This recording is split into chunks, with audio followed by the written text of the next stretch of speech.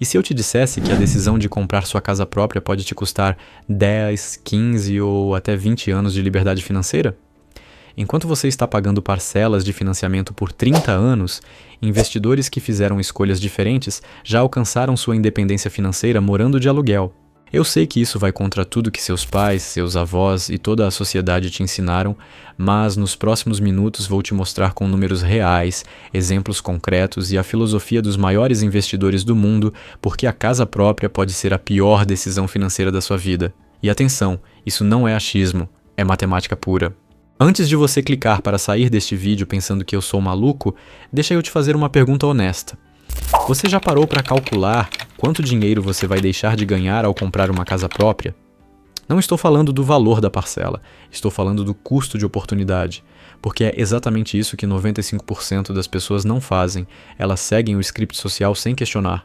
Desde pequeno você ouviu que pagar aluguel é jogar dinheiro fora, que ter a casa própria é sinônimo de estabilidade, de conquista, de status, e seus pais provavelmente te disseram isso. Seus avós definitivamente te disseram isso? A propaganda imobiliária martelou isso na sua cabeça. E olha, eu entendo completamente de onde vem essa mentalidade. Para a geração dos nossos avós, que viveram em uma época de inflação descontrolada e instabilidade econômica brutal, ter um imóvel próprio fazia todo sentido. Era proteção contra a inflação, era segurança quando não existiam investimentos acessíveis, era a única forma de patrimônio que a maioria das pessoas conseguia construir. Mas estamos em 2026. O mundo mudou, o mercado financeiro mudou, as oportunidades mudaram e mesmo assim a maioria das pessoas continua repetindo o que era feito de 50 anos atrás como se fossem verdades absolutas. Vamos quebrar essa crença agora com dados reais, vamos fazer um exercício prático. Imagina que você tem 100 mil reais guardados, você está entre duas escolhas, dar de entrada em um apartamento de 500 mil reais ou investir esse dinheiro e continuar pagando aluguel. A maioria das pessoas escolhe a primeira opção sem pestanejar, mas vamos aos números. Cenário 1. Você compra o apartamento. Pega um financiamento de 400 mil reais pelo sistema de amortização constante, o famoso SAC, a 10% ao ano, que é uma taxa média atual para financiamento imobiliário. Em 30 anos, você vai pagar aproximadamente 950 mil reais no total. Isso mesmo, quase 1 milhão de reais por um apartamento que custava 500 mil reais. Além disso, você vai ter gastos anuais com IPTU, condomínio, manutenção, que facilmente chegam a 8 mil reais por ano, o que ao longo de 30 anos soma mais 240 mil reais. No total, você desembolsou 1 milhão e 190 mil reais. Agora, cenário 2. Você investe os 100 mil reais em um fundo imobiliário ou em ações que pagam dividendos consistentes com rentabilidade média de 10% ao ano, que é absolutamente alcançável no longo prazo, olhando para o histórico do Ibovespa e de bons FIIs. Você paga um aluguel de 2 mil reais por mês, que sim vai subir com a inflação ao longo dos anos. Vamos ser conservadores e considerar que o aluguel sobe 5% ao ano em média. Nos primeiros anos, os rendimentos dos seus 100 mil reais não cobrem o aluguel inteiro, então você complementa do seu bolso. Mas aqui está a mágica. Você continua investindo mensalmente a diferença entre o que seria a parcela do financiamento e o que você paga de aluguel. No início do financiamento, a parcela seria cerca de R$ 4.500 reais. Você paga 2 mil de aluguel e investe R$ 2.500 reais por mês. Com o passar dos anos, a parcela do financiamento diminui, mas o aluguel sobe. Mesmo assim, você ainda consegue investir a diferença. Fazendo as contas ano a ano, com juros compostos trabalhando a seu favor, em 30 anos você teria acumulado aproximadamente 3 milhões e 200 mil reais em patrimônio líquido. Deixa eu repetir isso porque é importante. Investindo a diferença e pagando aluguel, você termina com 3,2 milhões. Comprando a casa própria, você termina com um apartamento que talvez esteja valendo 800 mil, sendo otimista, sobre a valorização imobiliária. A diferença é gritante. E olha que nem estamos considerando o custo de oportunidade de estar preso a um único ativo, em um único bairro, em uma única cidade. Mas você pode estar pensando, e a inflação? E o aluguel que vai subir? Sim, eu já considerei isso no cálculo, e ainda assim os números favorecem quem investe. Porque enquanto o seu aluguel sobe 5% ao ano, seus investimentos rendem 10% ao ano. A diferença de 5% ao ano, com juros compostos, é absurda ao longo de 30 anos. Agora você pode estar pensando, tudo bem, a matemática faz sentido, mas será que investidores de verdade pensam assim? Vamos ver o que os maiores investidores do mundo têm a dizer sobre imóveis e casa própria. Warren Buffett, o maior investidor de todos os tempos, mora na mesma casa que comprou em 1958 por $31.500. Mas aqui está o ponto. Ele comprou aquela casa à vista, com dinheiro que sobrava. Ele nunca se endividou para comprar imóvel. E mais importante ainda, a casa dele representa menos de 1% do patrimônio dele. Buffett sempre deixou claro que imóveis não são investimentos produtivos no sentido dele da palavra. Um imóvel para moradia não gera fluxo de caixa, não produz dividendos, não cresce o valor intrínseco da mesma forma que uma empresa cresce. Robert Kiyosaki, autor de Pai Rico, Pai Pobre, um dos livros de educação financeira mais vendidos da história, é ainda mais direto. Ele diz que sua casa não é um ativo, mas sim um passivo. Por quê? Porque um ativo coloca dinheiro no seu bolso e um passivo tira dinheiro do seu bolso. Sua casa própria, mesmo quitada, tira dinheiro do seu bolso todo mês em forma de IPTU, condomínio, manutenção. Ela não gera renda. Kiyosaki sempre defendeu que você deveria investir em ativos que geram fluxo de caixa e usar parte desse fluxo de caixa para pagar moradia, seja aluguel ou eventualmente uma casa, mas somente depois que seus ativos já estão gerando renda suficiente. Ray Dalio, fundador da Bridgewater Associates, um dos maiores fundos de hedge do mundo, fala sobre o conceito de diversificação e risco concentrado. Quando você coloca toda a sua economia na entrada de um imóvel e se amarra a um financiamento de 30 anos, você está colocando todos os ovos na mesma cesta. Você está fazendo uma aposta gigantesca em um único ativo, em uma única localização, em um único mercado. Se aquele bairro se desvalorizar, se aquela cidade perder relevância econômica, se acontecer qualquer imprevisto, seu patrimônio derrete. Enquanto isso, quem está diversificado em ações, fundos imobiliários, títulos, tem muito mais proteção contra riscos. Luiz Barsi, o maior investidor pessoa física da Bolsa Brasileira, construiu um patrimônio de bilhões de reais investindo em ações de empresas pagadoras de dividendos.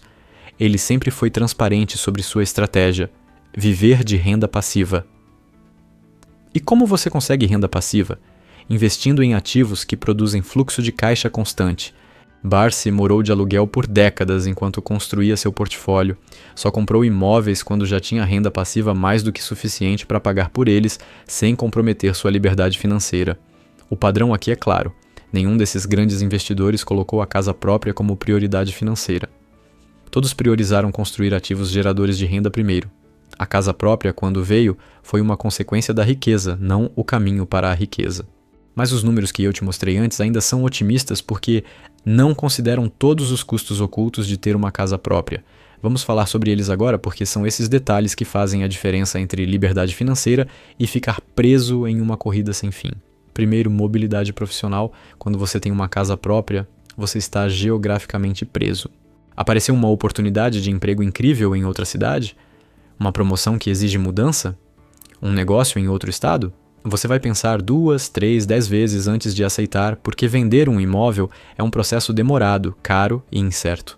O corretor vai levar 6% do valor da venda. Você vai pagar ITBI na compra do próximo imóvel. Vai ter custo de mudança. Enquanto isso, quem mora de aluguel simplesmente avisa com 30 dias de antecedência, faz as malas e vai. A flexibilidade tem valor econômico gigantesco, mas ninguém contabiliza isso. Segundo, custo de oportunidade do dinheiro parado. Quando você dá R$100 mil de entrada em um apartamento, esse dinheiro está morto do ponto de vista de geração de renda. Ele virou tijolo, não rende nada. Enquanto isso, se esse dinheiro estivesse investido em bons ativos, estaria se multiplicando mês após mês, ano após ano, com o poder dos juros compostos. Cada real que você amarra em um imóvel é um real que não está trabalhando para você. Terceiro, ilusão de patrimônio. As pessoas olham para o valor do imóvel e pensam que são ricas. Você comprou por 500 mil, hoje está valendo 600 mil, você ganhou 100 mil no papel, mas isso é ilusão. Você não tem acesso a esse dinheiro. E mesmo que venda, você vai precisar morar em algum lugar. Se vender para comprar outro imóvel, você vai pagar corretagem de novo, ITBI de novo, vai ter custo de mudança de novo. O único jeito de acessar esse patrimônio de verdade é vendendo e voltando a alugar, que é exatamente o que eu estou defendendo que você faça desde o início. Quarto, manutenção e depreciação. Todo imóvel se deprecia com o tempo se você não fizer manutenção. E manutenção custa caro. A cada 10 anos você vai precisar pintar, trocar pisos, reformar banheiro, consertar infiltração, trocar encanamento. Isso facilmente custa 30, 40, 50 mil reais a cada ciclo. Enquanto isso, quem mora de aluguel, se algo quebrar, liga para o proprietário e ele que terá que resolver o problema. Quinto, risco de mercado. O mercado imobiliário não sobe sempre. Teve gente que comprou o apartamento em 2014 por 800 mil e hoje vale 500 mil. Teve gente que comprou o terreno achando que ia valorizar e está tentando vender há anos sem comprador. Imóvel não é garantia de valorização. É um ativo como qualquer outro, sujeito a ciclos de mercado e, em muitos casos, com liquidez péssima. Sexto, e talvez o mais importante, o tempo que você perde. Comprar imóvel dá trabalho. Você vai gastar meses procurando, negociando, fazendo vistoria, lidando com banco, assinando papelada, resolvendo burocracias. Depois de comprado, você vai gastar tempo resolvendo problemas de condomínio, lidando com vizinhos, cuidando de reparos. Tudo isso é tempo que você poderia estar usando para ganhar mais dinheiro, investir em você mesmo, construir um negócio, passar com a família. Tempo tem valor. E casa própria consome muito tempo. Agora, eu seria desonesto se falasse que nunca faz sentido comprar casa própria. Existem situações específicas onde pode fazer sentido sim. Deixa eu te falar quais são. Primeira situação, quando você já tem renda passiva suficiente para cobrir seus custos de vida. Se você já construiu um portfólio de investimentos que gera dividendos, aluguéis, juros suficientes para pagar todas as suas contas, aí sim comprar uma casa própria pode fazer sentido como conforto pessoal, não como estratégia financeira. Você compra porque quer, não porque precisa, e idealmente você compra à vista ou com financiamento pequeno que sua renda passiva paga sem esforço. Segunda situação, quando você encontra uma oportunidade genuinamente abaixo do mercado. Às vezes aparece um imóvel sendo vendido por necessidade por 30%, 40% abaixo do valor justo. Se você tem capital disponível e conhecimento do mercado imobiliário, pode fazer sentido comprar para revender ou alugar. Mas atenção, estou falando de comprar como investimento para gerar renda, não para morar. Terceira situação, quando você tem alguma necessidade específica que aluguel não resolve. Por exemplo, você tem um negócio que funciona na sua casa e precisa fazer reformas estruturais que nenhum proprietário permitiria. Ou você tem uma condição de saúde que exige adaptações permanentes no imóvel. Ou você tem 5 cachorros, 2 gatos e um papagaio e simplesmente não existe apartamento para alugar que aceite isso. Aí ok, comprar pode ser a solução mais prática. Quarta situação, quando o mercado de aluguel da sua região está completamente disfuncional. Existem cidades onde, por questões de regulação ou escassez de oferta, alugar sai literalmente mais caro do que financiar. Nesses casos raros, pode fazer sentido comprar, mas você deveria se perguntar se não faz mais sentido mudar de cidade. Quinta situação, quando você simplesmente já tem dinheiro sobrando e a casa própria é um desejo pessoal que vai te trazer felicidade. Olha, dinheiro serve para isso mesmo, para realizar sonhos. Então, se você já tem seus investimentos em ordem, já tem sua reserva de emergência, já está investindo todo mês e comprar uma casa vai te deixar genuinamente mais feliz, vai fundo, realiza seu sonho. Só não se engane achando que é um investimento inteligente. É um consumo, um luxo, e está tudo bem consumir luxos quando você pode pagar por eles sem comprometer seu futuro. Mas em todas essas situações, existe uma regra de ouro que você nunca deve quebrar. Nunca, jamais, em hipótese alguma, comprometa mais de 25% da sua renda com moradia, seja aluguel ou parcela de financiamento. E de preferência, comprometa menos ainda, porque quanto mais da sua renda está indo para moradia, menos está indo para investimentos, e menos você está construindo liberdade financeira. Então qual é a estratégia inteligente? É muito simples, mas exige disciplina e vai contra o que todo mundo faz, por isso poucas pessoas seguem. Passo 1. Mora de aluguel em um lugar que atenda às suas necessidades sem exageros. Não precisa ser o apartamento mais luxuoso, não precisa ser no bairro mais caro. Precisa ser funcional, seguro, bem localizado para seu trabalho. O aluguel ideal deveria ser no máximo 20 a 25% da sua renda líquida. Passo 2. Pega todo o dinheiro que você economizou para dar de entrada em imóvel e investe. Diversifica entre ações de boas empresas pagadoras de dividendos, fundos imobiliários que pagam aluguel mensal, títulos de renda fixa para dar estabilidade ao portfólio. Cria uma carteira balanceada que tenha potencial de crescimento no longo prazo, mas que também gere fluxo de caixa. Passo 3. Todo mês, pega a diferença entre o que seria uma parcela de financiamento e o que você paga de aluguel e investe. Se a parcela seria 4.000 e você paga 2.000 de aluguel, investe 2.000. Se no mês seguinte você receber um bônus, investe. Se você economizar em alguma coisa, investe. A consistência ela é mais importante que o valor. É melhor investir R$1.000 todo mês por 20 anos do que investir 10.000 de vez em quando. Passo 4. Reinveste os dividendos e aluguéis que seus investimentos geram. Não gasta. Deixa os juros compostos fazerem a mágica deles. No início, pode parecer que o crescimento é lento, mas a partir do 5º ano, 6º ano, você vai começar a ver a bola de neve crescendo exponencialmente. Passo 5. Acompanha seu portfólio regularmente, mas não fica desesperado com volatilidade de curto prazo. O mercado sobe, o mercado desce, isso é normal. Você está investindo para daqui a 10, 15, 20 anos, não para a semana que vem. Mantenha a disciplina. Passo 6. Quando seus investimentos começarem a gerar renda passiva suficiente para cobrir seu aluguel, você chegou em um ponto de inflexão crucial. Agora você mora de graça porque seus ativos estão pagando sua moradia. E ainda assim você continua trabalhando, continua investindo, continua fazendo a bola de neve crescer. Passo 7. Quando seus investimentos gerarem renda passiva suficiente para cobrir todos os seus custos de vida, não só moradia, você atingiu a liberdade financeira. Você pode continuar trabalhando se quiser, pode empreender sem medo, pode viajar o mundo, pode fazer o que quiser porque você não depende mais de salário.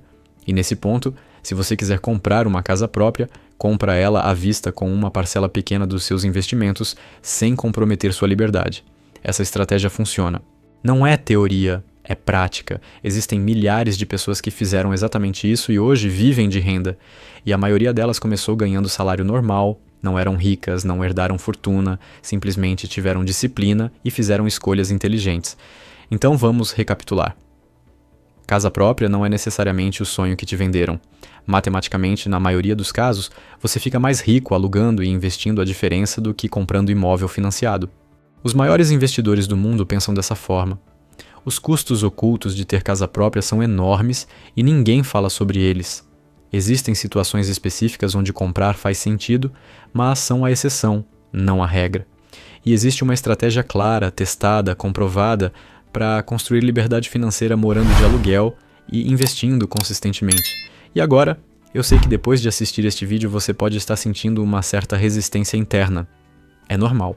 Você foi condicionado a vida inteira a acreditar que casa própria é o caminho. Seus pais acreditam nisso. Seus amigos acreditam nisso. A sociedade inteira reforça essa crença. Questionar isso mexe com estruturas profundas. Mas eu te pergunto, você quer ter razão ou você quer ter resultados? Você quer seguir o rebanho ou você quer ser livre financeiramente? A verdade é que a maioria das pessoas nunca vai aplicar o que eu falei aqui. Vão assistir o vídeo, vão concordar com a lógica, vão achar os números convincentes, mas na hora H vão fazer exatamente o que todo mundo faz: juntar dinheiro, dar entrada, se endividar por 30 anos e aceitar que esse é o preço da estabilidade. E não tem problema, cada um faz suas escolhas e está tudo bem. Mas se você assistiu até aqui, eu acredito que você é diferente. Você está buscando informação de qualidade para tomar decisões melhores. E eu te encorajo. Seja corajoso para ir contra a manada quando a matemática te mostra um caminho melhor. Então aqui vai meu desafio para você. Faça as contas.